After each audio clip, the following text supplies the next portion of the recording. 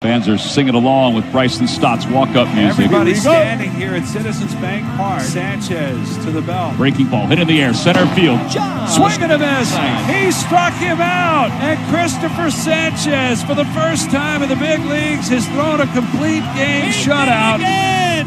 Harper looks at Arcia again as he goes around the second base. And it's turned into the Bryce Harper game. The game's tied.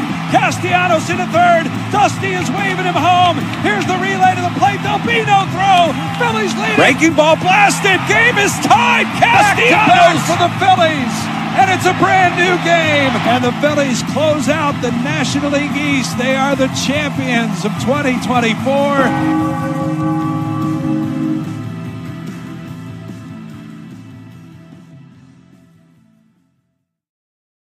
Alrighty, Chasers, welcome back to a brand new edition of the Quit Chasin Show. We are a little cheeky, a little irreverent, and always unqualified. And this week, we have some friends to help us out. But for the Starsky and Hutch of the program, I'm Alex Kruger. That's Danny Gerb. Danny, say hi to the folks. Hey, everyone. Hey, Alex. How you doing tonight? I'm doing all right. How are you doing, Dano? Yeah, I am all right. I'm actually really excited. So I think we should probably just get into it, because we have a big show tonight. I think it might be, this is what, our WrestleMania? This is our WrestleMania? Is it the Royal Rumble or is it WrestleMania? It might be the right. It's a lead up to WrestleMania. WrestleMania is our Chasey's. I didn't even think of that. Could be That's our SummerSlam. I was thinking the 999's our WrestleMania. That's that's definitely our WrestleMania. That's our prestige show. This is our Royal. Yeah, we're getting into Mania season with this. It's a big show because only us would make our big show the quarter mark of the season. It's what people that are ahead of the curve, it's what they do. It's what they get. And I love that. By the way, did you notice that I exited the screen the second that you started the intro? No, I didn't want. Oh my! So I had to get a refill of my drink, and I knew that I had more than enough time because you had just started the intro to get to the kitchen, refill my beverage, and walk back here slowly. I know it's long. It's longer than last year's. I get it. You tell me that every week. I get it. So what brings me to all right? Here's the deal. I love busting your chops. It's our quarter table round table. It is our quarter table round table. Don't hate. That's what I want to know. Like, is this a bit that I just leaned into? Or what's that? Can you honestly not say the quarter table round table? It is our quarter round table. It's turned into quarter table round table. And I don't know if you are purposely doing it and I was just like, screw it, I don't care. Or I did it 3 times. I realized it was just going to happen. I didn't bother trying to correct it, and I just leaned into it. And it became a bit when you mentioned it, and I'm like, all right, cool. But it works. It's our quarter table round table, man. We're a quarter of the way through, and we're going to have a quarter of the way through the table, and we're going to have a round table discussion with other Philadelphia legends. And it just makes sense. It's the quarter table round table. It's so stupid. I love it. Let's do it live, pal. Alex, let's do the week that was, right? We got a big Royal Rumble to do. We sure do. All right, man. So first up, we have Philadelphia 0, Cleveland 6. Matty P asked me before the game who I'd put money on. It was a Nola game away after he had done a great job and we were rolling. I told him it felt like an 11-3 Phillies loss. I was off, but somehow not by that much. Philly hates the opening games of series, folks. That's why we've only swept the Rays and Rockies. But next up, it was Philadelphia 7, Cleveland 1. And that's how you even out a point differential in a hurry. Danny and I were at the Senators game, which we'll get into in a moment. In fact, we're going to get into that moment right now because I realized that was a part of the agenda I did not flip back and forth on. So Danny and I went to the Harrisburg Senators game last Saturday when Philly played that game against Cleveland to see my daughter and her class sing the national anthem. Senators ended up losing that game 4. They were so pitchy too. To 2. First off, they did a fantastic job. No, they did great. They were slightly pitchy, but they did great. You're slightly pitchy. They were good. Like 35 of them were a little pitchy. Not your daughter. She was fabulous. That's what I'm here for. Thank you. Now it's immortalized on the interwebs. They did great. They did a great job. They did a great job. And I will say, friends, Danny soft launched his Make City Island a Destination Again campaign. And we melted in the sun for an hour, but enjoyed a lovely game. And we're within spitting distance of 2 home runs hit in the 7th inning. It was a great freaking game. Danny, how would you fix City Island? Tell the fans. There is no reason that area shouldn't be Harrisburg's beach. Just get the insurance, pay for the insurance, get the lifeguards, make the beach, the actual beach, a functioning beach. Where are the paddle boats, guys? Where are the food vendors? That place could be so commercialized. It could become such a destination. You have enough months where it's really gorgeous there. You have tons of parking.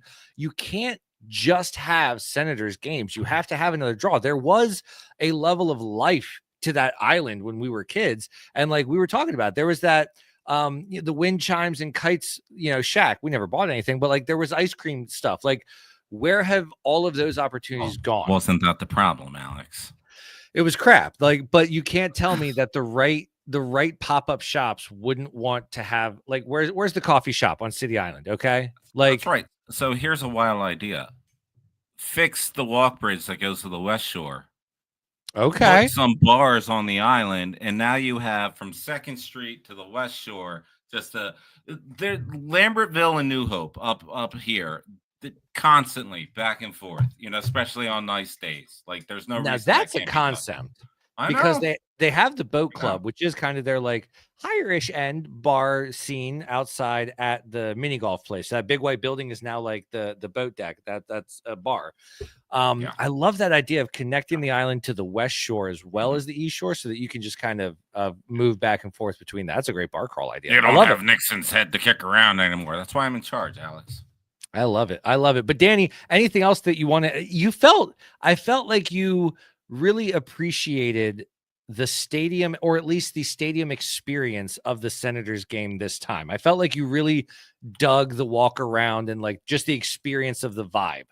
I always do. I like that park. I think it's a great park. We will have this conversation on some other show. 1,000 shows.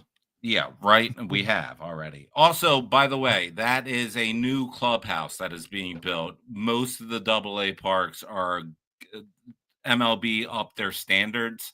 So a lot of parks are adding new facilities and training facilities and clubhouses. That's what's going on.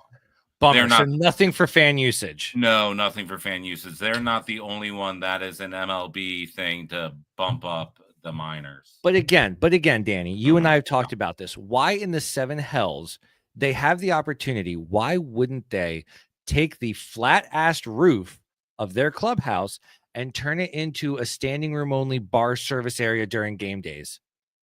Or any sort of add more wood, tiki bars, make the Riverview. Like, you said perfectly.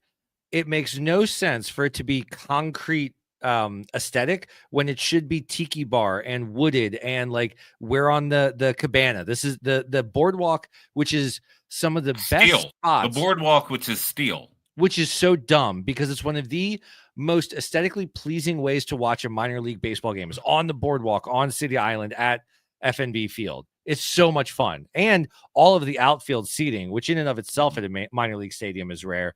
All of the outfield seating is dynamite and in great placement. So I don't know. That island has so much potential. I didn't expect us to spend 4 minutes on it, but I'm very passionate about City Island and what I noticed. I am. You bastard, you inspired me. You inspired me to want to make City Island great again. That's what I'm here for. But maybe it's time, since Chris was actually watching the Phillies game that night, that we bring him in and let him recap this game. Danny, I think it's time for us to bring in Chris the Optimist. Hey, buddy. Still an optimist. I'm still here. Thanks for having me again, guys. I can hear it. I can hear it all over. Good to see you, Chris. How are you? Excellent. I told Alex just before we get into the recap, I told Alex I had a little story to tell today. I was hoping you would. You were It worked out that it was today of all days. So you guys know I operate a golf club in the area that I'm in. Lucky enough to meet some people and start some conversations. So one of the members of my club hosted some gentlemen today, and one of those gentlemen was your favorite and my favorite utility man, Brad Miller. So got to talk to him a whole bunch today about some random thoughts. Obviously, he's been around the league. He was around the league, multiple teams, a couple stints with us in Philadelphia. Nice. He loves the city. And we talked about the fan base for a while, of which we all are all the passionate assholes that we are. Damn straight. And said, it really does take a lot of work to have the wherewithal, like the assholic spunk, I guess. But it had nothing great things to say about the city and about his time with the team. Obviously, it was kind of the end of the down years. When he left us. So, but again, it was a great conversation. Great guy. Big fan of Bamboo and Merkins. So, yeah. That. Mm-hmm. Yep. I know. So tell us about that game, Chris. I read the news. You do. Philly 7, Cleveland 1. What happened? Yeah, let me do it in my best Alex voice. Here we go. Just a traditional ho-hum Ranger Danger start, which truly showed glimpses of his 2024 first half. Only 4 of 23 batters faced, 3 ball counts, 14 of the 23 had 3 pitch at bats or less. That's basic Ranger Danger. And just as the world's most famous White Sox fan, did a couple days prior, the Titans finally appeared on that proverbial balcony in Progressive Field. Bryce hit his first home run in nearly a week, highlighted by a litany of small ball to beat around the Guardians bullpen. Hernandez threw fire, and Ross skated around a couple base runners to close out the game. Nicely done. You got his style. Yeah, you nailed his style. Thank you. You really did. Thank you. You're really. I could just sit back and you're my AI. I love it. It's fantastic. Optimist out. Optimist Prime. Yes. Yes. You are the Optimist us to the end now. Sure are, which is great because we've got to close out this stupid series in Cleveland. Philadelphia 3, Cleveland nothing. Wheeler, Alvarado, Romano. A whole new way of breaking down WAR for sure. But it worked, and it's not a terrible fit. The Philadelphia Schwarbers did their thing and got the series win. 5th series win in a row, something they didn't do last year, in case you missed them saying that 800 times during the game. Has anyone else ever noticed they're watching a Wheeler start, and it's the 4th inning, and T-Mac goes, and there's Wheeler's first strikeout of the night. And then you look at the box score after, and he has like 8 to 10 strikeouts all day. I don't know. It's something I've been keeping an eye on. But go ahead. I have no idea what you're talking about. I read that 100 times, and I have no idea what you're talking I feel like there have been so many games this year that Wheeler has started, which I guess there haven't been that many, but so often, like, it's his second time through the order when he finally gets his first strikeout.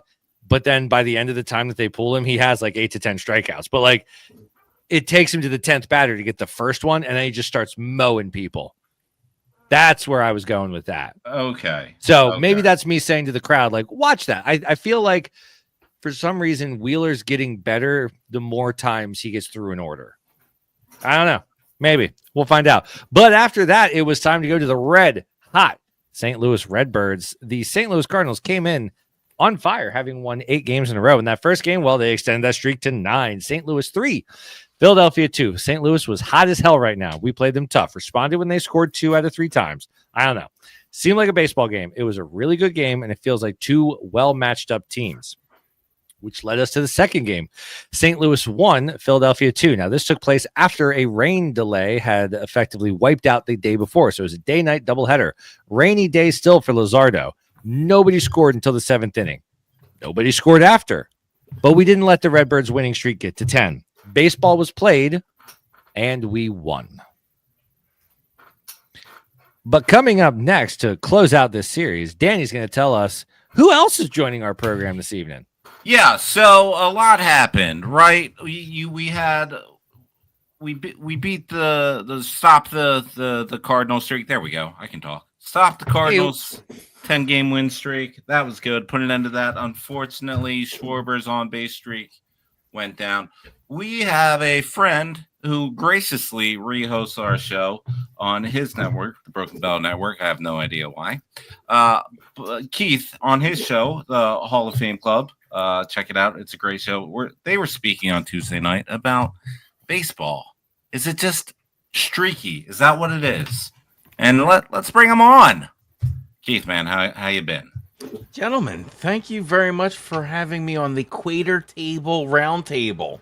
That's it, the Quater Table. I'm into the Quater. And now I'm just letting you know that is what I'm reading the show notes right now. It is the Quater Table Roundtable. Yeah, so, that happens. Nailed it. That happens. I'm dyslexic. Yeah, I don't riddled with ADHD. If you want anything, we're not having me, guys. Absolutely, buddy. It was great having you on again. You want to take it? You want to take a compliment sandwich right now? Yes. Oh boy, that sounds half dangerous. Here we go. Danny, you officially sent me at they were a bit pitchy. Oh yeah, okay. Thank you for that, sir. Well, they were. Alex, you have failed your duties as a father for raising a Mets fan. No, I don't have a Mets fan child. The conductor of the students is a Mets fan. Then you still have failed your duties for allowing your daughter to even be taught by a Mets fan. You know what? You know what? Her real teacher got a concussion. So he was a Mets fan. You know what? He's a good guy. He's a good guy. I like the guy. He's a Mets fan and a Giants fan. Well, I mean, hey, and to close out the compliment sandwich, sure. Chris closed my eyes and couldn't tell it wasn't Alex. Thank you. I love that. That's fantastic. So the only shitty advice was for me. That's great. That's fantastic. That's I enjoyed the greatest. That's one to grow on, Alex. I've ever heard. One to grow on. One to something. One to something. I'll tell you. All right. So we brought you on, Keith, because you had a point. Go ahead, Dano. This is your segue. Yeah, so we were getting into it. Alex and I have been going back and forth about the Schwarber on base streak. When is it something to be excited about and when to be excited about it? And I told him I did not care. Then listening to your show on Tuesday, you guys go on that you have I think it was you or JV might have said do people just not get that baseball is a game of streaks, good streaks and bad streaks? And I don't know. Where are you on this Schwarber thing? So the streaks are what get you to watch 162 without losing your mind, right? There's kind of something to say because I think if you guys are anything like me as a fan, if the Eagles lose, you're like, get them next Sunday. But you only get 17 games to get them next Sunday, where you get every day to get them the next game. But we absolutely collectively lose our freaking minds on a Phillies loss. And so I think that the streaks are kind of, it gives you like almost something else to watch during the game while you are getting frustrated. So while I don't think they're particularly important to the overall, they make for good storylines during good years. Yeah. Or something for a really bad team to give a shit about halfway through a season. You know, it's one of those like, we can at least sell tickets right now. Right. I would be into that. I'm more into a floundering team being like, hey, this guy, like the rebuild. We talked about this last season, where we kind of enjoy rebuilding teams a little more than expected teams. Like there's more fun in those teams. Because there's that element of surprise. There is no surprise left in this squad. But you're also looking for like that magic heart, like that element of like, what's the magic ingredient? You can't talk about it in Moneyball. It's almost non-quantifiable, but you know it's there. And you need a Shane Falco. You know, miles and miles of heart. You need a Shane Falco. And I got a Shane Falco jersey. Oh, nice, dude, nice from the Sugar Bowl, because that was a bad game for him. Now, do you guys want to know what the streak is in the MLB history for consecutive on base? 69. It is 86 by Teddy Ballgame. Teddy Williams. So close. But so close. So like Harper was barely halfway to that. When do you start giving a shit about the on? What did I say, Harper? Yeah. Of course I did. When do you start to give a shit about the on base streak? That's really my question, because at 45, I still didn't feel that invested in it. And like now that I know, I didn't even look it up until now, but now that I know it's 86, I feel like 80, 75. Like he was on the heels of the team on, and I don't know what that number was or who it was. But okay, so the team is Howard is that in hurdle. 56, Ryan Howard, perhaps. Okay. That might have been home runs. All right. That may have been. So Keith, what number gets you Randy when it comes to the on base streak? 69. That's a great point. It's always 69. So like the number you're quoting that gets you, like, I think you have to care whether you're looking at StatCast eras. True. Length of, like, you're looking at a time when there were not 32 teams and there was more movement of players around, and having that length of career to get there. Now, we obviously have guys who have longevity on teams. That's not what I'm saying. What's his name? Just hit the Guardians. He just hit his last home run against every team in the Carlos league. Santana. Thank you. Carlos Santana. So it's things like that, right? So like you do have those characters that should have those kinds of stats, but for Schwarber to do that in what, he's here 4 years now? Yeah. It doesn't feel that long. No, but it also feels like forever. I feel like he's been a member of this Phillies team for as long as, like, I remember this current era. Well, I think that's what I mean. I'm sorry. I think that's what it means. He's been here since Nola's been here. No, he hasn't. Right. He's only been here 3-4 years, but it feels like he's been a member. Like, he did. Oh God, I love him. And I don't think we're going to re-sign him. I just don't. I think he's going to be too expensive. And I think that we're in case no one's paid attention, we've started pulling on the purse strings. Like, there is actually an amount of money that John Middleton won't spend. Yeah, stupid money. Keep him. You can keep him if you don't re-sign Casty and JT. I mean, you don't sign JT, and I love Casty. I adore Casty, but here's the thing: we don't have a center fielder.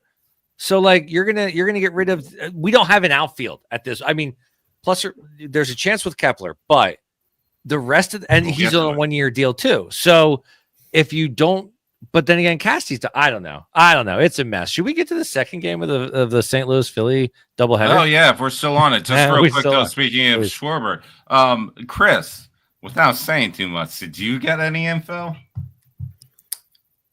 I may have. I'm hearing a name, and this is just spec, obviously, and where the things would fit, what would fit money wise.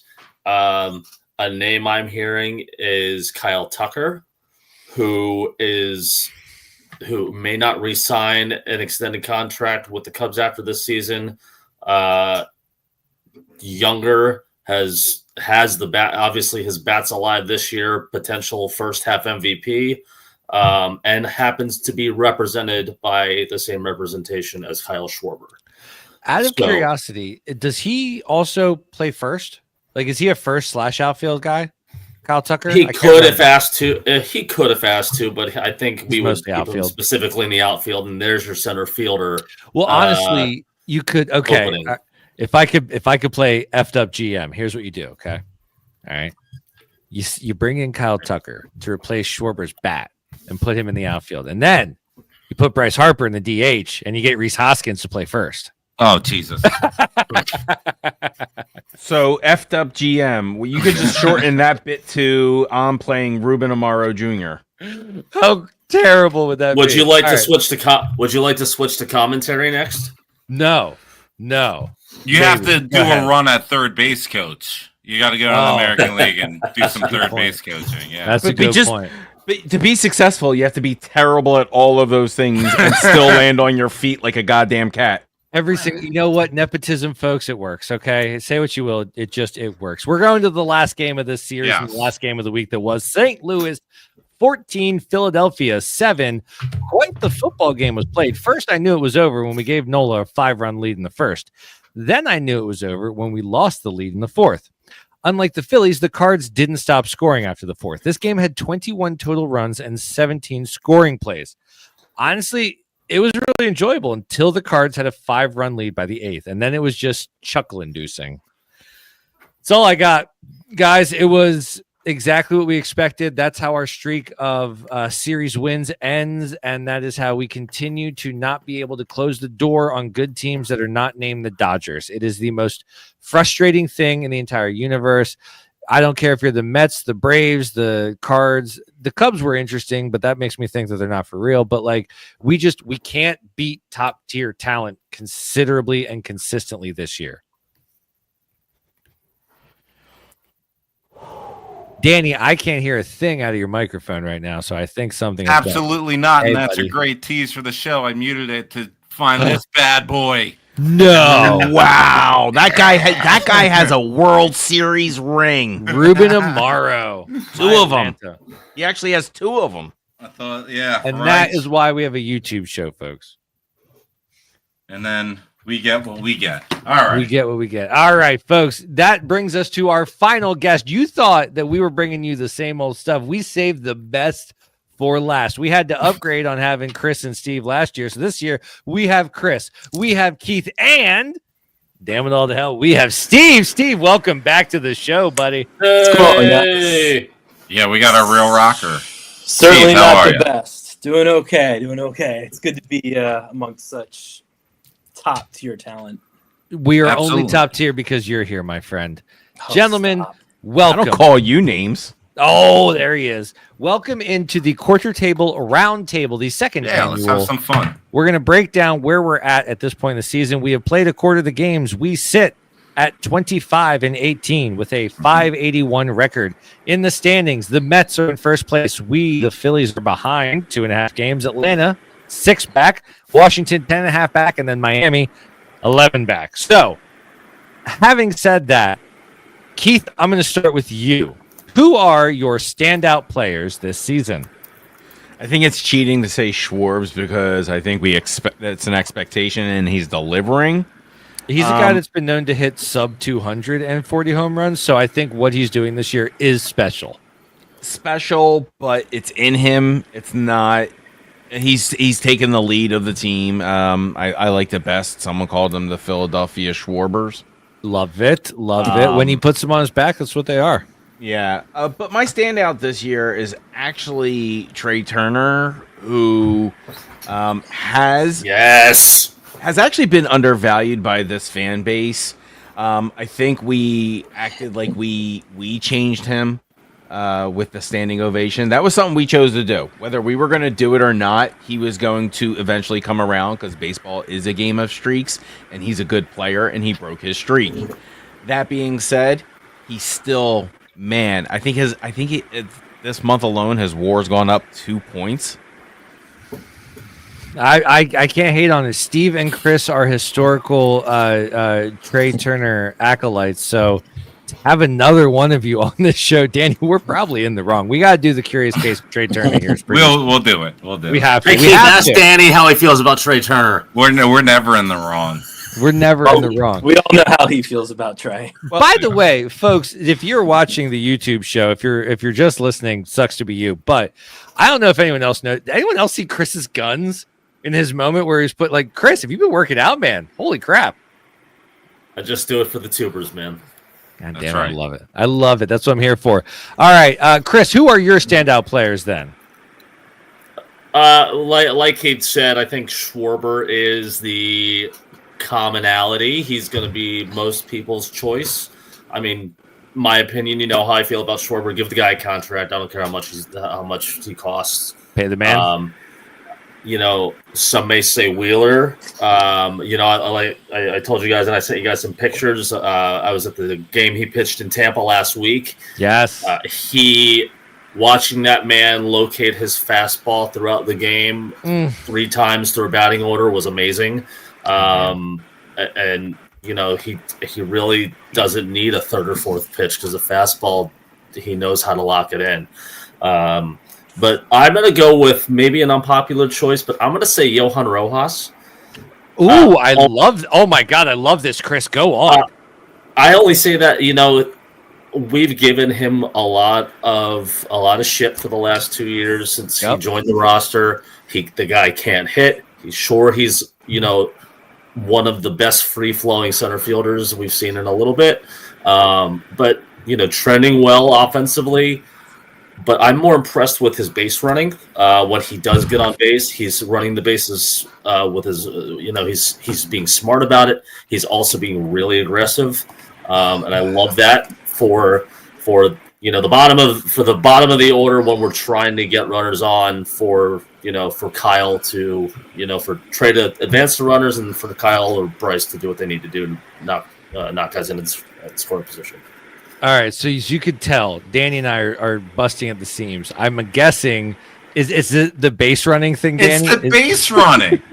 So here's the thing. He hasn't been caught napping and he hasn't been like picked off as much, but he has made some dumbass decisions base running. Also, so like I get the okay, maybe some things look smart, but like then it's so chaotic that he's making things happen. Mm-hmm. It's so dumb that he's making it's entertainment. Right. Is that it's smart? It's so chaotic. Maybe. It's so dumb it's brilliant. Is that the take? I call them good misses, but whatever. Yeah, I love it. But hey, listen. Productive out.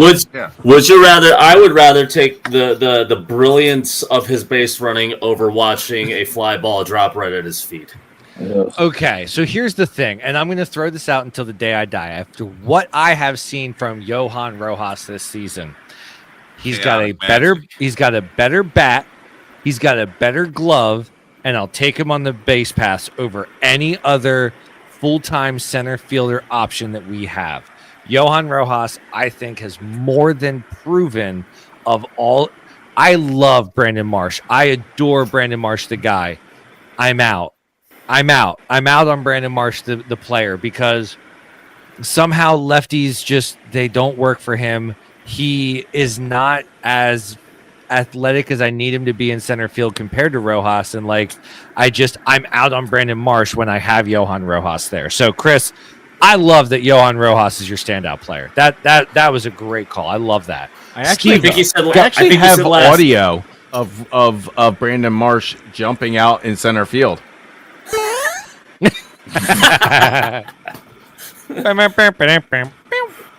And with that, he's broken. I love it. His bell is. All right, Steve, who you got? Who's your standout players of the year? Yeah, so at the risk of agreeing with everyone, man.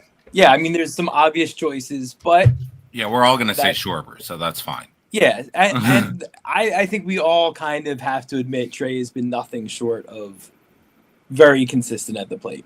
I don't know if we all have to admit. I'll allow it. No, so will I. And I don't think I've said anything crazy there. No, you haven't. And the guy's pushing 4. He was over 4 at some point. Great, awesome. And I don't want to be a contract guy because I don't like those guys. It's not my money, so I don't care.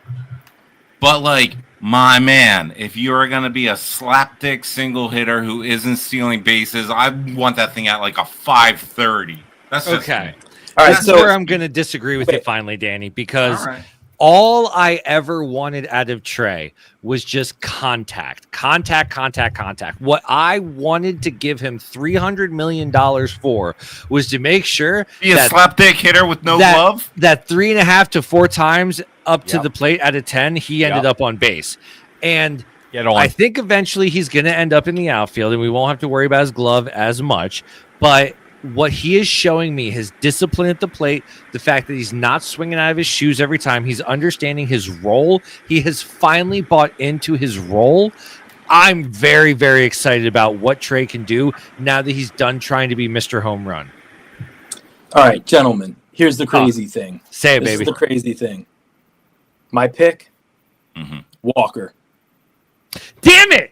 Damn it, Steve. Damn it. I wanted to go Taiwan. I wanted to be the guy to say what he has done this. No, you picked it fair and square. Why are you picking Taiwan as your beautiful standout player? So I think what it comes down to is we're finally seeing what he used to be. We're not even thinking about last year, although every time you hear he's coming in, I think everybody kind of you get a little nervous. A little bit. Yeah, sure. Maybe you want to close your eyes for the first batter.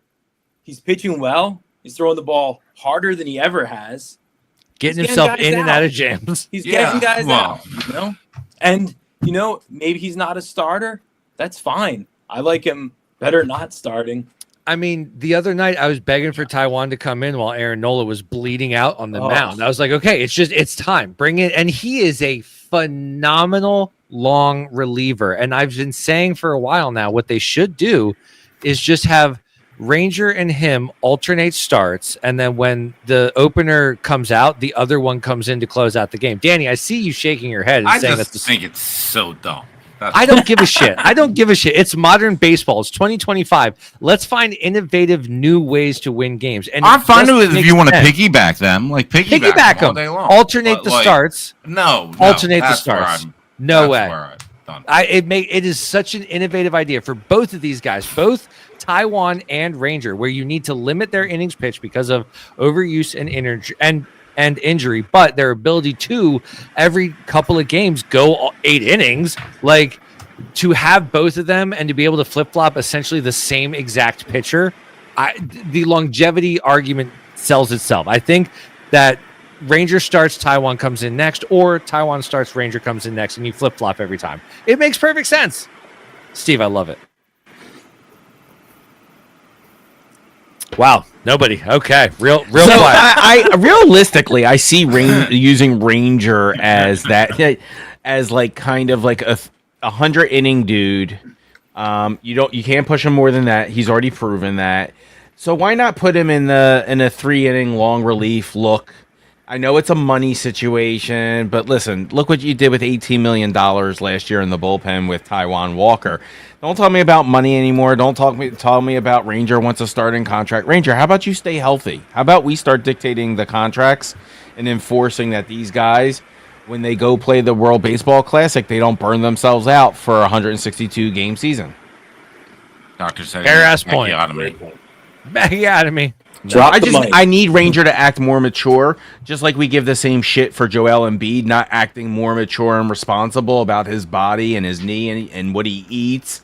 Like, how about, like, he's a riskier contract, Ranger, to me, just like Joel's a riskier contract than Paul George. Ranger's durability has definitely been a big question mark, and you hate to see it, but Zach Wheeler's durability was a question mark when he was coming up for his big payday, and we're the ones that were silly enough to give him the contract, and that damn sure worked out for us. So, Are you talking Nola or Wheeler? No, Wheeler. When we signed him, I away wasn't from sure the if you were Nets- being sarcastic, because No. the same thing, payday for Nola came up, and now we look stupid. I don't think we do. No, he was the best free agent pitcher on the market that year, and we needed to lock in another free agent pitcher.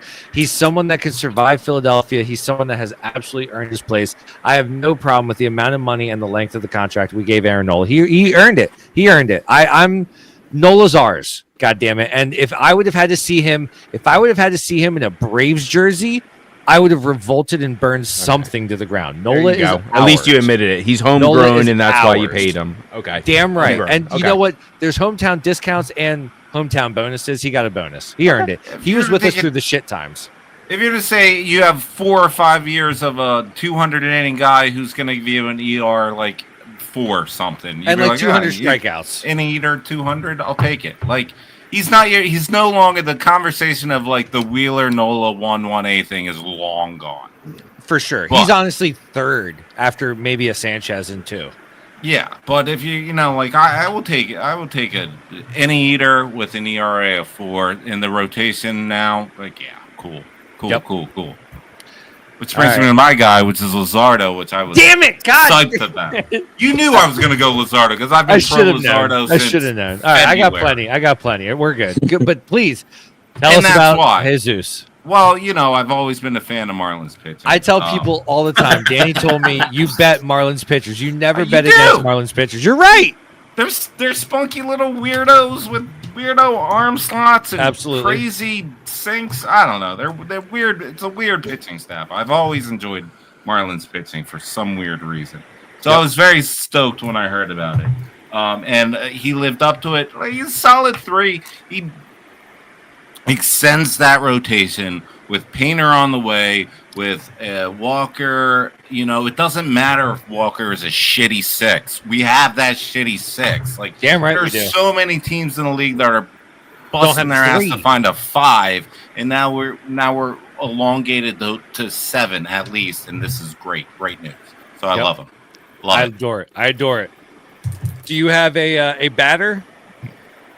because everyone's kind of picked both a batter and a pitcher. I didn't know we had to do that. We didn't, but it just kind of fell that way. So I was just kind of asking you if you had a batter. Well, it was only it's Schwartz. I mean, the dude's on pace to hit a bazillion home runs. So. All right, well, that was easy.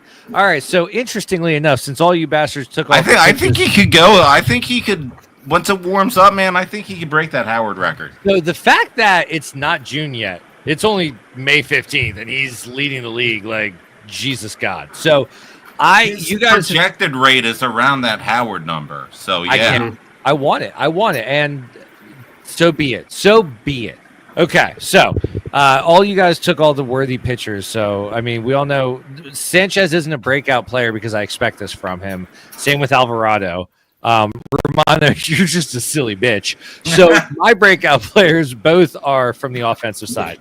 First off, got to give my man Bryson Stott an appropriate amount of love for coming back from the injury, and not only that, but in my opinion, owning that leadoff spot when he is in it. He has done what needs to be done. We have finally gotten what we need to do to get Kyle Schwarber away from the 1 and into the 4 so that he can protect Bryce. So like Bryson Stott breaking out because of what he has been able to do with the lineup and being able to be a leadoff guy. Does anyone want to comment that before I get to my second guy? No, that's absolutely correct.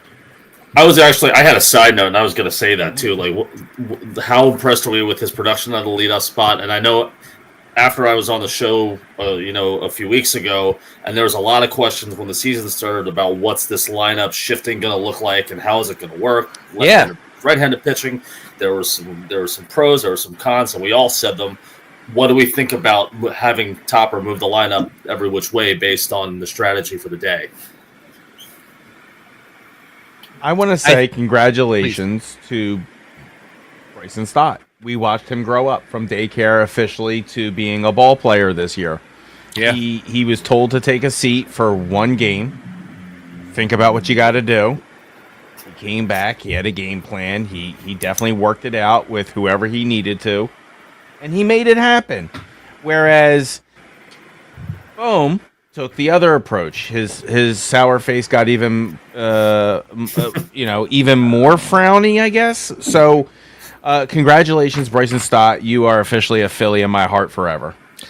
Love that. I think that's a great call. Great call. All right, so that is, and it's interesting because that brings me to my next standout Philly, which is an offensive player, and I gotta give standout status to Max Kepler because I've been looking for a consistent outfielder opposite Casty, someone that I could trust that can just kind of do that thing. I've enjoyed his approach at the plate. He's got a very good approach, even if he doesn't always have the stats, etc., that you want to see. Like I'm enjoying his approach of all of the other outfield options. He's definitely better than Jake Cave. Definitely better than Whit Merrifield. Definitely better than some of those other jabroni. Like, I'll take him over Weston Wilson every day of the week. Like, of all the jabronis that we've trotted out as the third guy in our outfield, he's the best. So, Max Kepler, who of all the other third guys, so take out Marsh and Rojas because they're our second guy. No, I was just third guys. That face was just me thinking of the Weston Wilson comment. Yeah, like, I'll take Kepler over Weston all day. Well, you would take Weston Wilson over Max I don't Kepler? know. Wow. I don't think Weston is as consistent as Kepler. And while Kepler may not have the strength of Weston Wilson, I appreciate the consistency more than the strength. That's where I stand with it. Yeah, it's that right-handed bat thing. That's all. Oh God, I don't care right left. I don't either. And you don't. You say you don't, but then here you are making the argument, Danny. Yeah, well, that's all it is. Danny, what player? Give me one player this time that is shit in the bed. Your mom. Mrs. Kruger does not. Hey now. Don't you talk about Miss Colleen like that. First of all, she was an amazing guest. Number one. Thank you. Number one. Props to her for she said that was her first podcast? That was her first time on any kind of pod. She done interview? Has she ever done anything of that nature? She was very natural in it. She's a natural, man. She's a gem. So it skipped a generation then. Okay, I see what happened.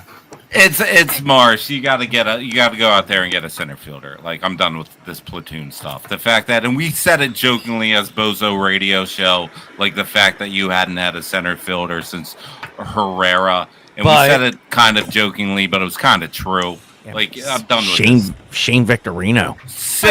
Who was at least a center fielder? Herrera was after Victorino. He was. He was like the last competent center fielder. Oh, no, I'm saying you haven't had a competent center fielder since Shane Victorino. Oh, okay, yeah. I will respect that. Yeah, I'm fine with that. Too. Yeah, I will respect that. I'm going to go Bohm. All the reasons that everyone knows if they just tune into one game. Bohm has not matured.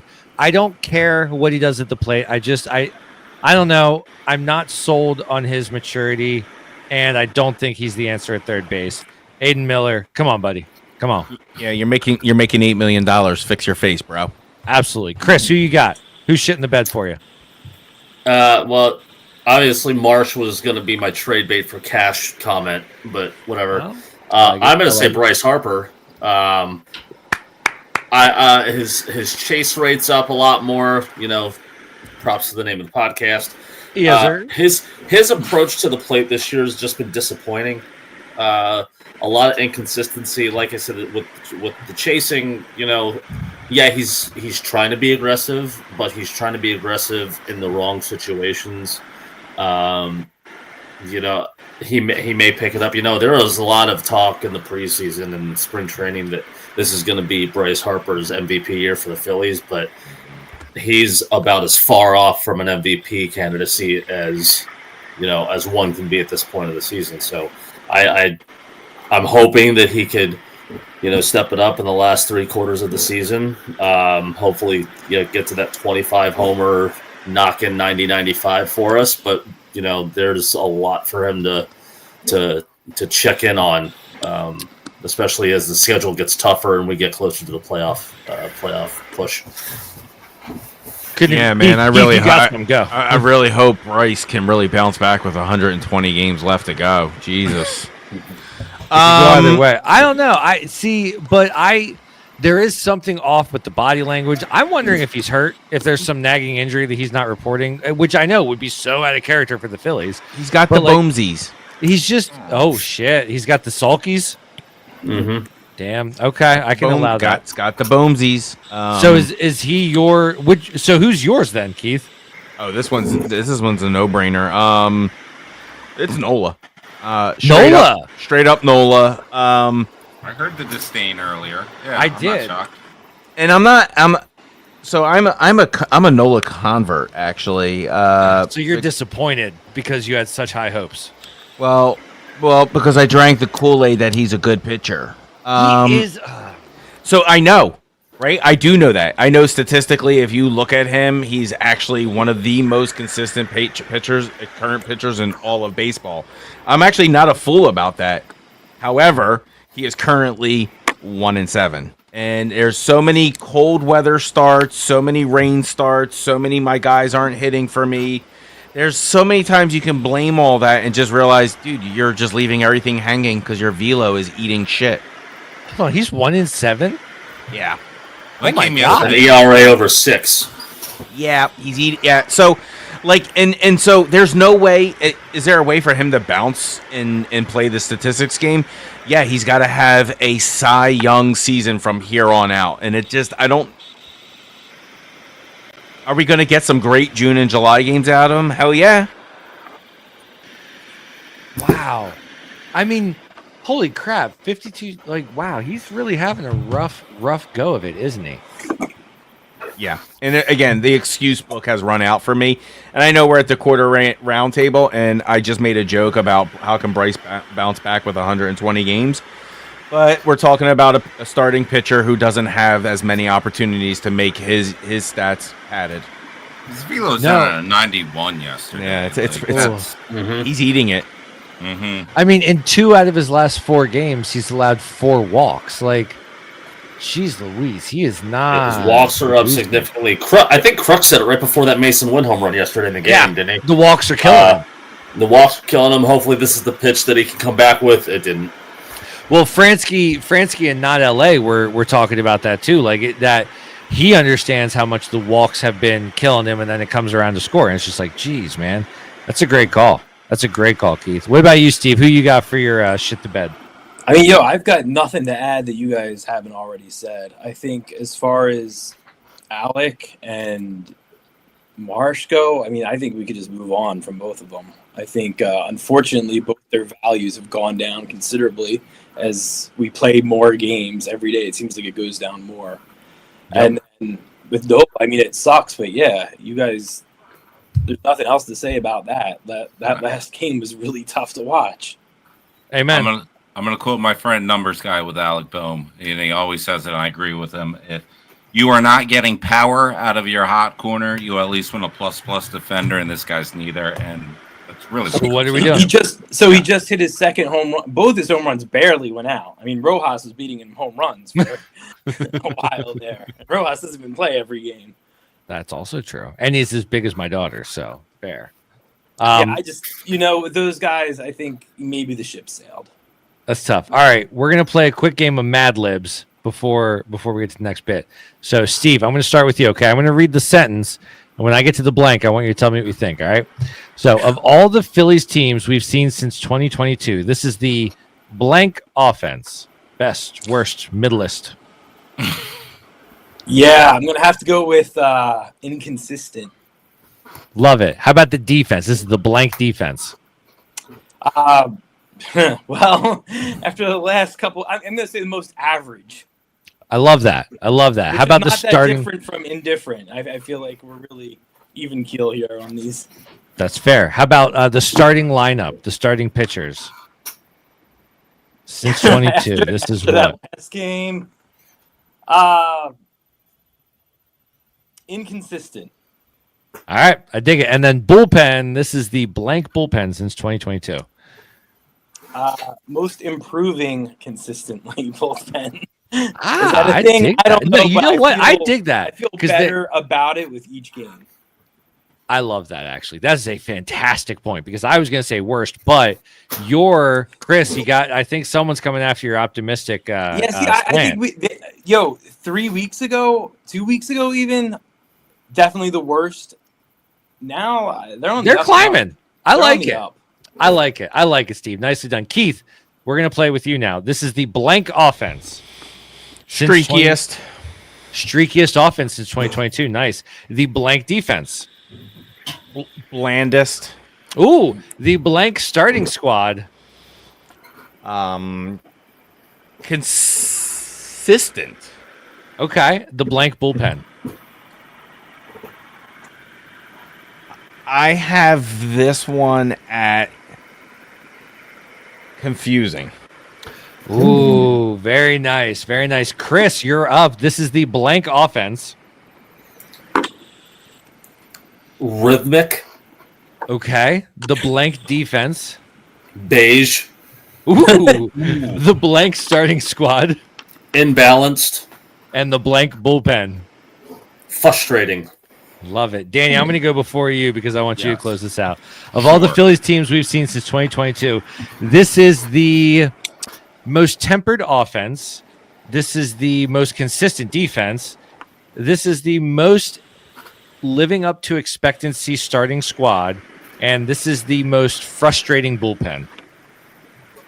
Danny, last up. This is the blank offense. Incomplete. Ooh, the blank defense. Also incomplete. The blank starting squad. I'm fine. It's a fine. Actually, it's a fine one. The blank bullpen. Shakiest. Okay, I love it, guys. Way to nail that project. Way to execute that dynamically. That was fantastic. All right, Danny, starting with you. Give me an out on the limb take for the rest of this season. What's your out on the limb take? All right. Last season, he had day game on his glove. This season, he's going to have painter game on this glove. Stubby goes where painter goes. I think he comes up with painter. When painter is elevated, so is Stubby. I love it. Yeah, I think he is his guy, his forever, his mentor, his Crash Davis, his sensei. Nick Lelouch, yeah. Yep. What do you got, Chris? I just want to give a side note since you brought up Stubby. Did anyone see the score of the Iron Pigs game last night? No. No. What was it? We won Yeah, I 8. think I The did. Iron Pigs won 18-8 in Nice. 10 innings. In 10 innings with a 10-run 10th inning. Okay, That's the Lehigh Valleyest thing I've ever heard. it's the Lehigh Valleyest thing you've ever heard. Garrett Stubbs this season down in AAA is batting .303 with 4 homers and 25 ribbies. So course if he he comes is. up, that's great. That's phenomenal. And you know what? Okay. Let's bring him up when we need that jolt the most, when we need that guy back in the clubhouse in September. That's a great time to do business up until September and then bring in Stubby to remind everybody how to have fun. Because let me tell you, Marshawn's not doing what we did on what we No. thought he was going to do. No. offensively. He's not filling the void It any was more than that- Stubby did. Last Friday game against Cleveland for me, what was it? The bottom of the 8th, bases loaded. When Rojas forces that walk to load up the bases, the lineup should be turned over by then, and then you have a feeble at-bat by a Marchand who was under sub 100. He's calling not the best games at the moment. Like, Yeah. He's not Stubbs, calling good games. That's when I changed on Stubbs. I thought he was an aux cable guy, but he handled a pitching staff. He's mentoring Painter. Bring him up with Painter. Put Painter game on the glove. That's when you see him. I'm fine with it. Well, evidently he's better on the bases as well. Right? There is that too. Unfortunately. There is that too. Stubby is a hell of a monster on the base. I love it. All right. So my player or my out on a limb take for the rest of the season, I think we're going to go through the trade deadline and Dave Dombrowski will not make a major move. I think he is going to do the thing that we are all absolutely terrified he's going to do, and he is not going to move a goddamn thing at the trade deadline, and we're just going to finish the season with what we have in our system. Chris, what's your out on a limb take? My out on the limb take is way out on the limb, and that's that Taiwan Walker is going to be an alternative closer by the end of the season. That is what I call a blue-collared out on a limb take. That was fantastic. I love it. I hate it, but I love it too. Oh, Ryan Kirkering sure ain't going to do the job. So I don't know We how can't much- rely on Alvarado all season. I think Kirkering has a Phantom IL coming up real soon. Real soon. All right, Steve-O, what's your out on a limb take for the rest of the season? Yeah, I'm not gonna lie, I wasn't super prepared for this. That's okay. We love That's you what we anyways. want. That is That's true. how we play it. Yeah, good. I mean, I could go out on a limb right now and Do it. being spontaneous. I'm thinking we get some sort of horrific injury, and as a result of not making trades, like maybe it happens later in the season, and we're just SOL. We just can't plug the hole. So you're saying early exit to Hope to end the season in I don't know, mid It's a to polite late and August. professional way of No, I like it. communicating I like what I was it. trying to say. Okay. Let's I- knock on wood and hope that doesn't. No, happen. for sure. And I love someone has to say it's okay to put it out there in theory. Chris, bring it or not Chris, Keith, the other All night long, baby. All You've been night doing long. it all night. I'm gonna try. Bring us in. You got last. What is your out on a limb take this season? Danny, thank you. Anytime. So, son of a bitch. You guys are so negative with it, and We are Philadelphians at times. It's I true. don't like it, and I have this one. I say Nola finishes with an under a 4.0 ERA. You're I all love it. Yes. Let's do it. I'm here for it, man. I'm absolutely here for it. Oh my God, beast. Keith, that's fantastic. All right, then, Keith, I'm starting with you. What is the last game of the season? So we did this last year. Is it the last game of the final season? NLDS, NLCS, World Series, and what happens? Who do we play it against? What's the last game of the season? I say we take it in Game 5 of the World Series against the Blue Jays. Wow. Ooh. All right. All right, Steve-O, who you got? Why do I have to be the negative one again? I mean, I want to agree with Keith. You're not and the I- only I negative one, I really- promise. Every year I say we're going to the World Series, but fuck. All right, I'm just gonna say it. Just like last year, we're gonna lose against the Mets. Damn. Okay, I respect the shit out of I that. didn't want to say it, but there it is. Fuck the Mets. Amen. Fuck the Mets. In what? Steve? Where do we lose? NLDS and LCS. Yeah, it's going to be exactly like last year. Everything's going to go. It's going to be like deja vu. No. Like, all right. Did I watch this happen last year? The answer is yes. Danny, what you got? I have the same thing. I have Game 4 of the NLDS, and it's going to be the Mets. Okay, Chris, I'm saving you for last because you're the optimist. I hate this, and I hate this so much, and it makes my soul cringe. But I think the Phillies are going to get bounced in the wild card by the Pirates. Whoa! Oh. Whoa! I think the Phillies are going to get bounced in the wild card by the Pirates. Whoa! I'm hoping. Hey, Alex, how much did Matty P pay you to say that? No, here's the thing. I'm hoping by putting it out there, I'll jinx it, perhaps. Like, let's not have that happen. But watch out for that first step. It's a doozy.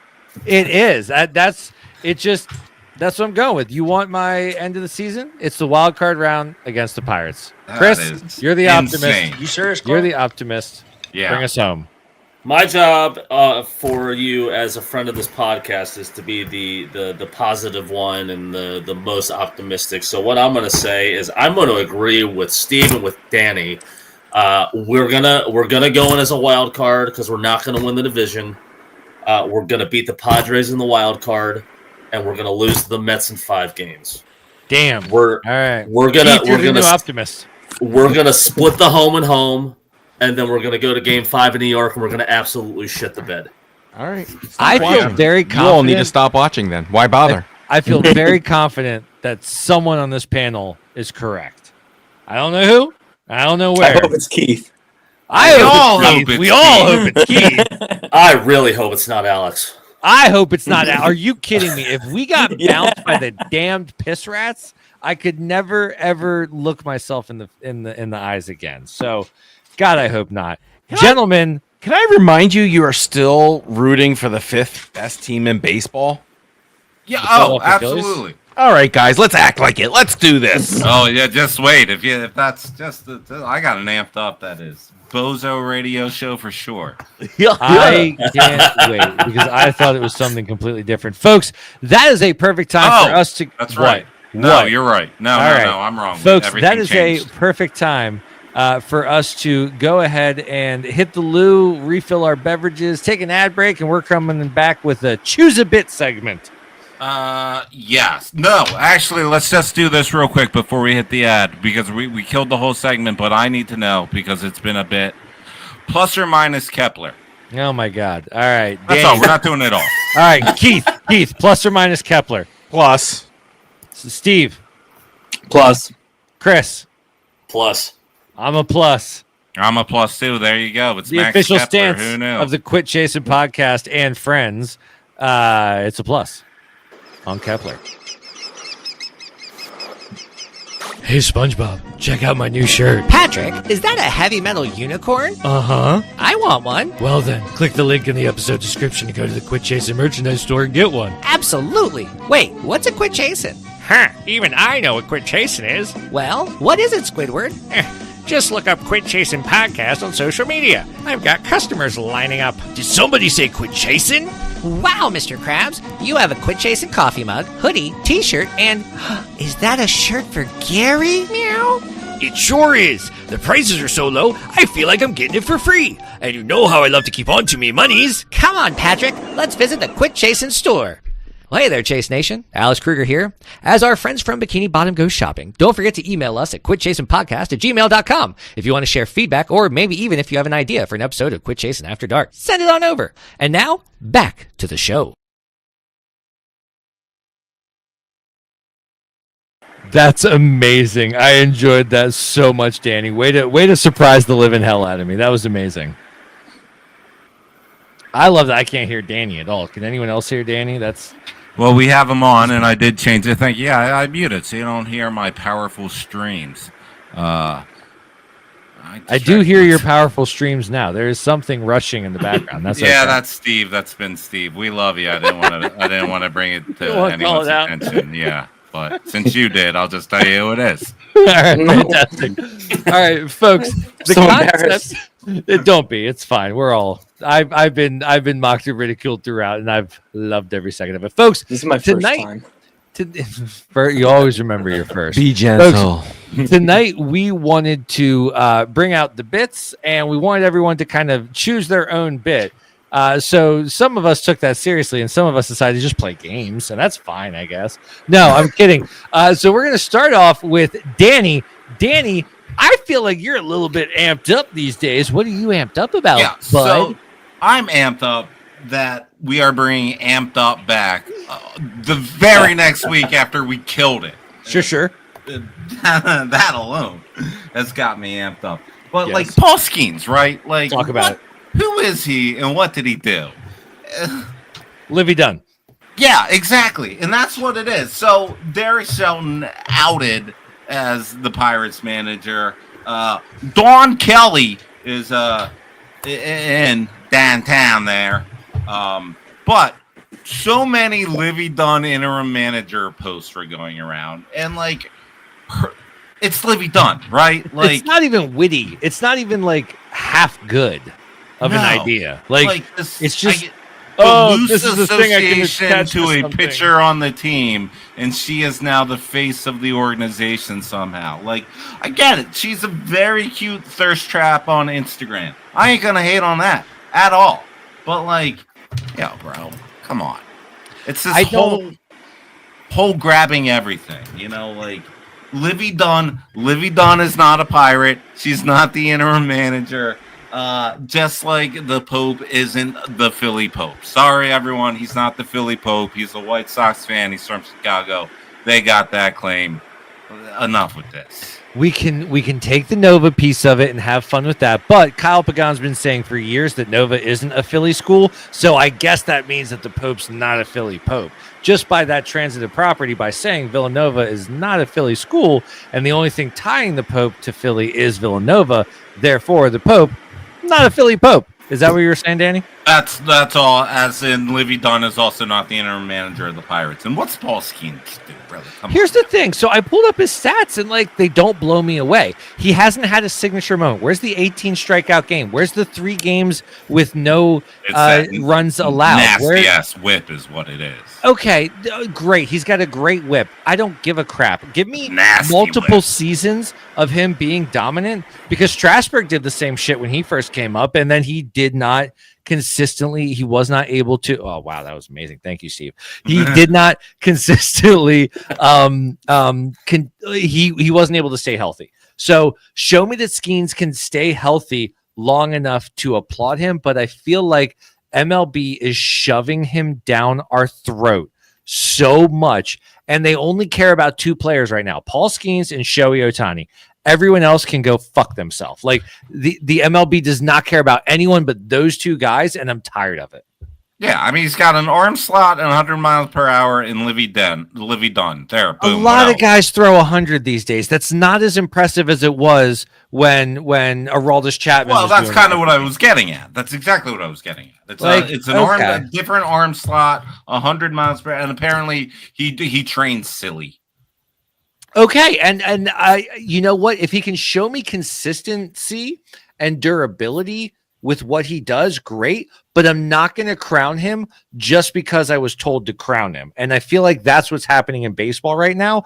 We've been told by Sports Illustrated, by ESPN, by everyone with a blog and with, you got to go see Paul Skeens. He's the future of baseball. And like, he's not doing anything any crazier than a Zach Wheeler will do, or a Crochet will do. Like those top elite level arms, he's not having signature moments. He's not giving me a reason to believe he's that guy. So I don't get it. It's Livy Dunn. I guess so. What about you guys? Any of our friends have any thoughts on the Skeens of it all? I was today years old when I first heard of Livy Dunn, and I already don't like her. Oh, there you go. Think about Livy Dunn?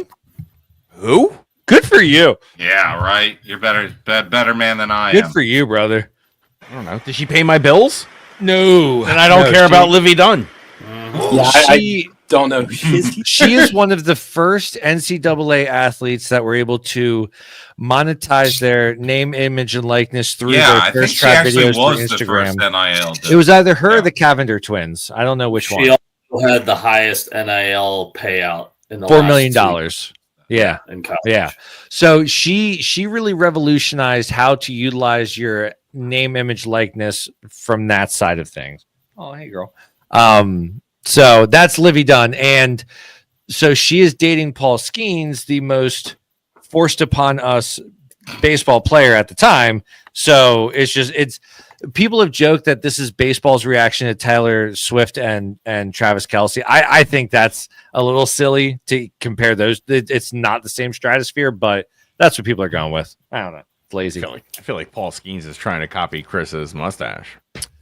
You know what? By Chris, you mean Steve, right? Steve's mustache. There you go. You know what? If we all put our actual names on here, it might have helped, but that's okay. Yes, this is my real name. This is my real name. Studio guest Steve. I love it. All right, Keith. Speaking of amped ups, I hear you have one. It's embarrassing though. That's the best part of our show. We're a little irreverent, didn't you hear? So it may be. I'm really annoyed that Taco Bell has 18,000 menu items that consist of like 9 of the same ingredients. Yet for some reason, it takes their drive-through an inordinate amount of time, and you are always asked to pull up into a spot that doesn't exist for no one behind you and no particular reason, just for someone to run out a bag to you. Like, wow, what are you doing back there that requires like? Is there like a phone book that you have to go, oh crap, we have too much on the menu? But there's 9 items. Just throw them in the permutation that's correct. Throw it into the correct cooking machine, and then just give it to me. Were you on air in Mingo? Well, in my defense, I didn't go. I sent my wife, and she complained about it. So I feel for her, and I'm amped up about it. Okay, so was it Aaron Mingo? I told you it's really embarrassing. It's like the most Northeast Philly white boy thing to complain about. It didn't even happen to me. Here's the thing, Keith. Here's the thing. No, it's true. Here's the thing. I, in central Pennsylvania, felt that the moment you said it. Chris, in some part of Florida, some part of the ball sack of America felt that as well. You want to talk about Taco Bell? That's what we should do a love-hate about. Let me tell you something. They got rid of the loaded potato griller and replaced it with that bullshit cheesy potato griller, and it's not the same. Bring back the sour cream, the ranch, the bacon, and the potatoes wrapped up for $1.99 a piece with a Baja Blast, so I can just enjoy my day. The shrimp Baja Blast, you sons of a bitches, bring it back! That's fantastic. You guys have bold orders. What do you get when you go to Taco Bell? 2 nacho cheese chicken chalupas and 6 soft tacos. Holy shit. Do you guys remember 49-cent taco Sundays? Oh, yeah. Yeah. The one at Grant and the Boulevard in Philly. Yeah, man. We used to load that place up. Dude, high school to college, we had one right on Front Street in Harrisburg. We would go easily drop $40 and get like 80 tacos between us and just gorge all night. My God, what a time to be alive. What a time to be alive. I loved it. All right, Chris. There we go. My buddy. You told me that there was a trivia time that you wanted to play, and I'm excited for it, and I'm going to lose. Well, I'm glad Keith brought up Taco Bell, because I originally was really thinking about doing a Sheetz versus Wawa debate, because obviously, as we're all circling you on this frame right now, Alex, you would have been completely outnumbered, so I didn't feel it was fair. So I just decided to do, I was reading some fun little facts, and I just decided to let's do a Name That Philly trivia, shall we? It's open book, it's not anything too complicated. A lot of things we may have or may not have discussed already this evening. So let's start with number 1. I, as in player from first person perspective, I've hit in 23 of my last 28 games and seemingly still getting shit on by most Philly fans. And I've raised my batting average 95 points in the last month. Who am I? That's rock hard Alec Boehmer. I thought it was Stotsky. I was going to go Casty. Damn, I was going to go Turner. What's wrong with us? Who is it, Chris? Danny Gerb, you would be correct. You get 1 point. It is Alec Bohm. A Boehmer. As of 30 days ago, sitting at a cool 153 batting average, and while he's still, hasn't changed his facial feature in 45 days, and has barely hit a home run out of a T-ball field, he is now batting above the 258 right now. I guess it's time to celebrate.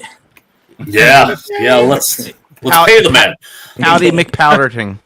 All right, what's up next, Chris? Number two. So I've also received a lot of scrutiny this year. To take out my 3 worst appearances this season, I have an ERA of 1.97 and have pitched 12 of 17 scoreless innings. My strike to ball ratio is phenomenal. What's that? Ray Romano. Ray Romano would be correct. Nice. Romano would be correct. Let's talk about his last 2 weeks and not the first 3. You take out the Dodgers series and the Miami series, and he's what we're paying. He's what we're paying $7 million this year for. Mind you, on the flip side, after we didn't pay Jeff Hoffman last in free agency. In his last 6 appearances, in his last 4 appearances, he's got an ERA over 16. So we're balancing out the good and the bad. So, and ain't that the thing about bullpen? That's why we have you. And that's key all the ways. Bringing it back to the beginning, it's a streaky game. Chris, what's next up? Okay, this is my last one because I wanted to keep this short and sweet. I love you for that. Way to get it. Of the top 10 save leaders in team history, 7 of them have pitched at some point in their lifetimes. Going back, we're all around the same age, I believe. So, easy question: who's the all-time leader in saves in Phillies history? You're old enough to be my son, bro. It's Papelboner, isn't it? It is Papelbon. It's Papelbones. I'm pretty sure. Danny, any concerns? No, this is a trap question. I got nothing. I think it's Papelboner. I think they're right. I think they're right. I hate this fact. I think it's him. Do too. I hate this. Isn't it disgusting? Isn't it disgusting? It is Jonathan Papelbon with 123 saves. Alex, I knew this. I hate the dude. I hate this stat. I hate this stat so much. Stat because Bryce Harper's best friend, man. Oh God, you know what? Hunter Strickland and him for sure. Yeah, hate it. I mean, you think about those 7 guys that I mentioned before. So Jose Mesa, who had all of his saves in Lidge. In the shitty area of the early 2000s. Steve Bedrosian, who spent most of his time in fucking Atlanta, is number 3. And then you go Wild Thing, Lidge. Hector Neris is number 8, I believe. Hector. And then Rookie Bo lines out the lifetimers at number 9. So God love him. Get off my lawn. Great game of trivia, Chris. And I gotta say, Danny, there's something to having trivia when you have 3 guests so that everyone can have a shot at it. I think there's something to be said that numbers is better for trivia games. All right, I'm noted. Steve-O, you got yourself a hot or not. That's right, guys. Let's talk about Bryce Harper's new haircut. Oh, okay. Is it hot? Is it not? I have never hated anything more in my life. I think that when Samson cuts his his hair, you take notice. The beardlessness last year was bad. This is worse somehow. This is a really bad haircut. Danny, you're going. Go ahead. Yeah, it's absolutely hot. It gave a resurgence. There's the word. A resurgence to the Philly monk memes. So, yeah, I'm into that. I dig it. Chris, what do you think? Hot or not? I don't give a shit. Just hit the ball. Love it. There he is. Keith, as a man that hasn't had hair in a bit, what do you think?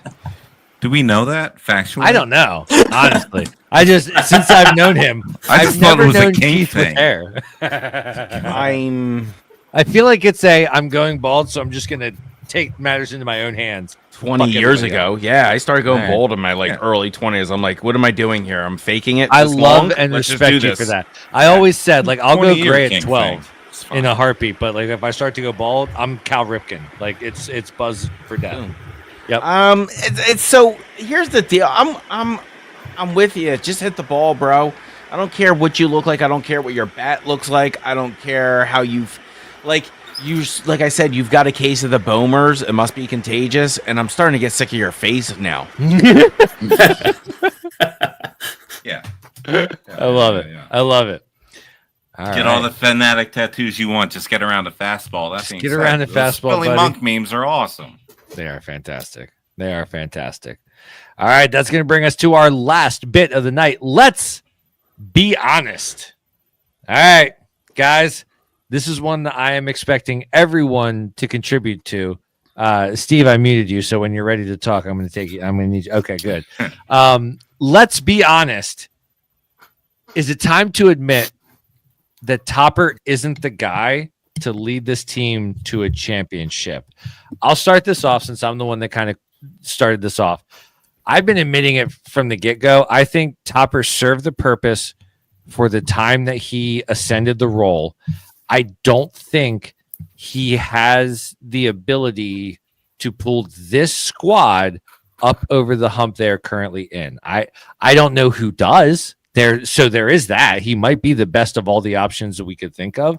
But, like, there is a certain level of fire I've never really seen the manager of this team light under them since 2022. And I don't think he's been pushing more buttons this year, and I like it.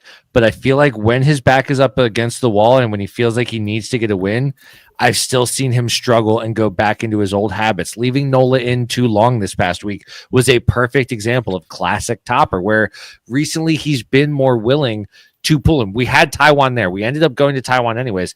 You should have brought Taiwan in the 5th after we were 2 runs down. Like you that was a bad deployment. And like, I don't know.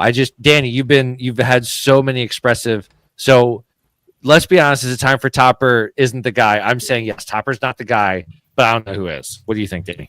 Absolutely, I agree with you. So they're 280, 155 with him. Right. They're stacking series wins. Sure.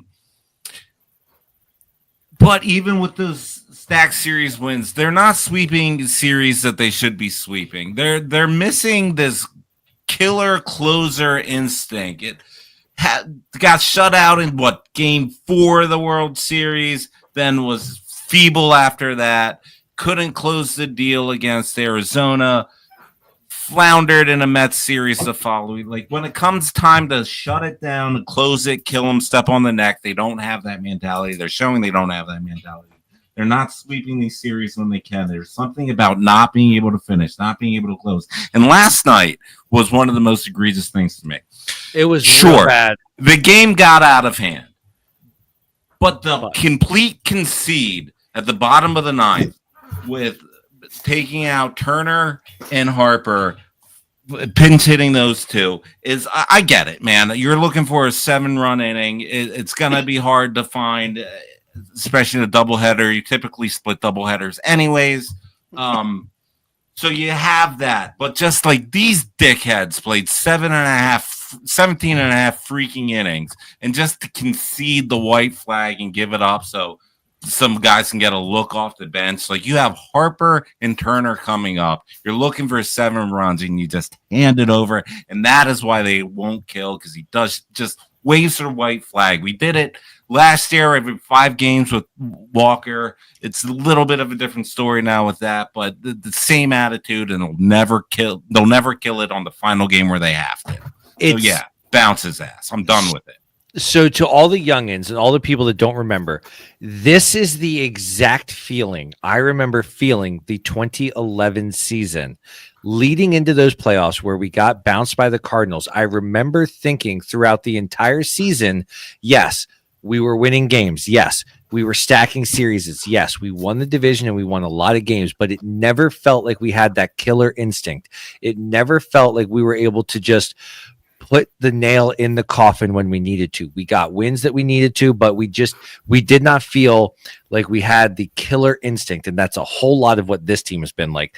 Steve, what about you? Is it time to admit Topper isn't the guy? Yeah, I don't know. if anyone could do anything differently. I think it's not him. I think maybe our guys are complacent. Maybe they're jaded. To me, I look at them and, yeah, maybe they all got the sour face. I don't think it's him. I love it. I think that's fair. I do. But if he is the manager of your baseball club, is it not his responsibility to, like, is that not the responsibility of the manager of a baseball club to be in charge of the atmosphere of the clubhouse? Like, that atmosphere feels very drained, very dead, very defeated. I feel like that's more on the veterans, you know? I think that's more role as players, every day on the field players. I think, you know, the Bucks got to stop somewhere, yes, but does it stop with him? I'm going to say no. I think let the guy keep his job. All right, fair enough. Keith, what's your rebuttal? What do you think about that? I kind of want to go down this avenue of is the vibe of the locker room more on the manager or on the players at this point in their evolution? All right. I don't think any of us are being super brave if we admit right now Topper isn't the guy. Like, you know what I mean? It's for sure. Is this like Girardi? Like, no. But what you're asking for, and I think what a lot of people are hoping to see, is like a spark, right? Some sort of emotion, some sort of anything. And Topper ain't that guy. He's Canadian. But hold on, we all knew that. Like, right, but I'm not going to Canadians for my sparks. Like, love Ryan Reynolds, but I'm gonna go to Rob McElhenney for my spark.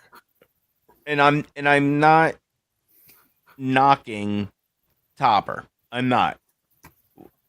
I think I may have touched on this, and I may have joked about it. I'm being half serious. What's wrong with getting him an ATM, an anger translation manager, a bench coach, like a Boa? How about you promote what's his face's son? Preston Mattingly. Preston Mattingly. How about you get him into, yes, I know he's in operations, but come on, the kid knows baseball. He was a good baseball player too at some point. So, like, I got a better one. I'm all ears. Bench coach, if that's a thing. John Kruk. He's not going to do that. He does not want to travel with the team. He doesn't, but if you could get Kruk out of the broadcast booth and into the dugout, of the course. way Too much work for him. Man. I know. Well, can't he be the Ken Rosenthal then? Like, can't he just be the guy with the headset in the dugout? Can we do that? This is why I'm actually being really serious. I know, like, it sounds like it's a bit. I know it does. Like, because Kruk is like, yes, I get it. And if Dutch was still here, you were one out for Dutch. Like, maybe that kind of guy. Someone from the 93 team, not Ruben Amaro Jr. From the 90 Victorino. Yeah, like, Jimmy doesn't want to do it. He wants to sell weed in California. God bless him. But where's Shane-O? What's Shane doing? Because I feel like Shane would be a great asset to this team. This is going to be a bad joke. I don't think he's tall enough for it. Damn. It's because you got to be able to see over that railing. Yeah, no, for sure. I think you're going to need, like, really a stature. I'm talking about sending this guy out to go argue with an umpire and get thrown out. Like, we know Topper's not going to do it, and we're fine with it. Sorry about that, eh? It's good. Hey. Sorry about that. Yeah. So, let's be honest. I think it's okay. We're okay now with Nick Sirianni being the cheerleader of the team manager and letting the coordinators do all the play calling. So why not let Topper be whoever he needs to be to the guys, because they surely love him. But get someone else who can throw a little bit of, like, on there and huck to it for us.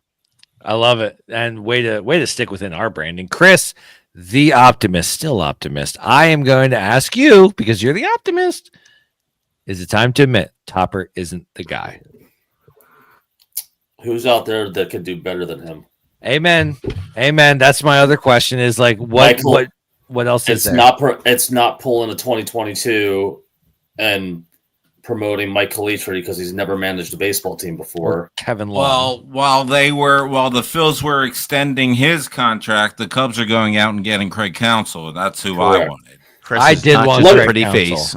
Let me ask you this in like a devil's advocate kind of way. With this current roster in current day, if we were to say get Tito Francona, Oh shit! say he didn't get hired from Cincinnati, would he have been the guy as opposed to Topper? Because he was set up to fail because we were coming off the big World Series run in the mid '90s. The roster just wasn't good, and so he couldn't succeed. While he was our manager. I'll tell you what. I think the guy that I might trust the most with our current team, amazingly, is John Madden. Is it John Madden? No. Who's the dead John Madden? The dead not one? the dead John. The one with the glasses. Joe Maddox.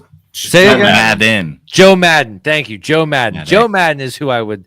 I think he's boy. well past his prime, but prime Joe Madden would have been fantastic with this team, with these players. Just a drummer from Good Charlotte. Joe Madden. So, listen here. I'm going to tell you that ball. I don't know much about baseball, but you got to get the base in there. That's all I can think of John Madden doing it. I don't. Was that your John Madden? Is that what that was? Not at all. I can really only do a couple of voices. Mickey Mouse. You do some good ones, though, I will say. Well, I don't want you to run through the catalog. You do voices. We all have a tendency to do voices in our lives. You do them well. Let's put it that way. So do you. All right, lads and not lads, which is nobody. It's all of us. It's lads. We are getting into Love It, Hate It. Danny, I'm going to let you call out the Love It or Hate It because you were the one that was passionate about doing it this way for this episode. So you set it up and drop it in, baby. Thank you. This weekend, the Philadelphia Phillies will take on the Pirates of Pittsburgh. Love it or hate it, gentlemen. The Poop Series, or the demise of the Poop Series, really. Let's start with Chris. Love it, hate it, Poop Series / the death of the Poop Series. I honestly don't care one way or another. It was a good in-state rivalry, but in hindsight, in the last 10 years, it's a rivalry. It's a rivalry that we should have dominated, and we're 5 games over 500 against them. And it's one of those series that we should always be winning. So who gives a shit? We've underperformed in every single series against them. We do. Alex and I do. We give a shit very much about the Poop Series. That's the optimist kind of angle I was hoping for. Steve, what do you got?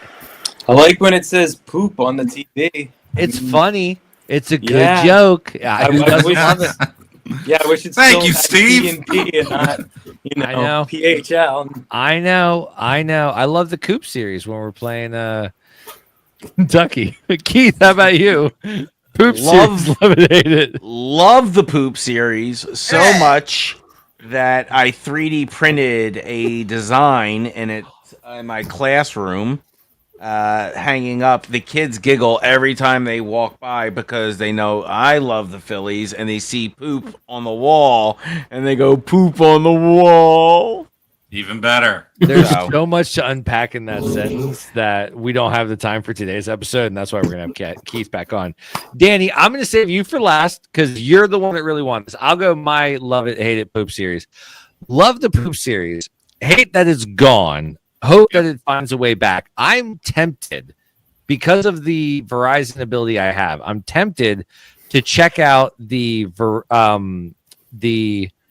whatever the hell janky ass Pittsburgh sports Bollywood or whatever package that they have. I can access that. So watch the game on there to see if there's a poop on their screen just to see. I don't know. So I love the Poop series. I want it to come back. I don't know. Danny, you're last. What you got? Good riddance to bad rubbish when it will stay alive on our show. Damn right it will. Folks, we did it. We had the entire show, and we had it with 3 additional guests. I want to thank all of our guests for coming on. Keith, Chris, Steve, I'm going to give you guys all a moment to plug whatever you have going on. Keith, first up, how can folks find you? Broken Bell Network on YouTube and on Facebook, the Philly Podcast. And just Google around. I don't plug many socials because you find me and that'll be that. Bada bing, bada boom. I'm loving it how it's so succinct. Chris, my friend, I heard that you are managing a golf course. Where's that, and how can folks play there? Yeah, it's it's down in Mayaca City, Florida, just east of Sarasota. It is a private club, so if you got a good amount of money to to join as a member, you're more than welcome to. Otherwise, get the hell out of here. Love that attitude. But yes, sir. But what I gotta say to finish this up is just stay happy and stay optimistic, guys. You know, it's what we do. I love it. I love it to pieces. That's why we have you on all the time, Chris, because we need your optimism to cancel out our nihilism. Speaking of optimism, that brings me up to Steve. Steve, what you got? Tell me about the music. What do you have? Do you have any tours, albums? What's up? Where can folks find you? How can they get more of you in their life? Yeah, I wish they wouldn't find me. In fact, stop. That mustache deserves to be found, damn it. Yeah, anyone that needs to reach me, please go through the Quit Chasing podcast contact info. They kind of filter out all my requests. For sure. We're happy to help. Appreciate it. Hey, That's Steve, outrageous. Are you doing Queen of the State Park? No, I will not be performing there, but perhaps I will be attending.